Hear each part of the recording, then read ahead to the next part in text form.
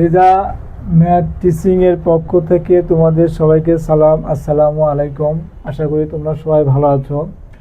আমি তোমাদের সামনে তিনটা বর্গ নির্ণয় করব।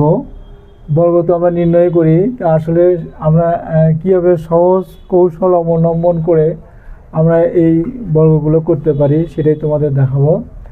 তা আসলে যে সকল সংখ্যার এক মানে একক স্থানীয় সংখ্যা এক, মানে শেষের অঙ্কটা এক, তাদেরকে আমরা কীভাবে বর্গ সহজে নির্ণয় করতে পারি সেটার একটা কৌশল। সেটা হলো যে আমরা প্রথমে কি করব, এই একের বর্গ করব।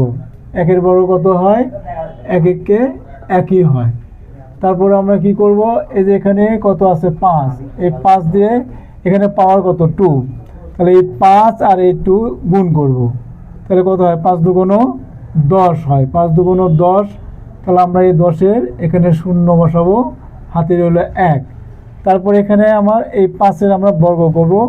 এই বর্গ সংখ্যার সাথে এই 1 যোগ করে দিয়ে আমরা এখানে লিখে দেব। তাহলে 5-এর বর্গ কত? 5 5 25। 25 আর 1 কত হয়? 26। এই যে, তাহলে আমার 51 বর্গ নির্ণয় হয়ে গেল। এইভাবে আমরা এগুলোও করতে পারি।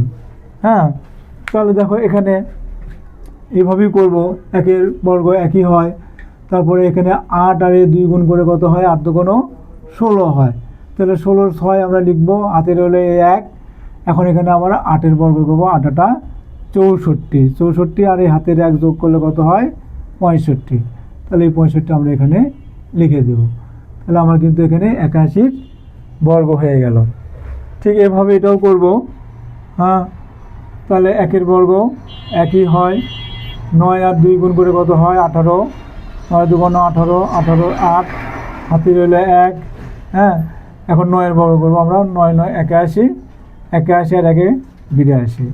এই তাহলে আমরা এইভাবে যত সংখ্যা আছে 2 অঙ্কের ডিজিট সমন্বয় গঠিত একক স্থানের অঙ্ক, যদি শেষের অঙ্কটা যদি 1 হয়, আমরা এভাবে খুব সহজে বর্গ নির্ণয় করতে পারি।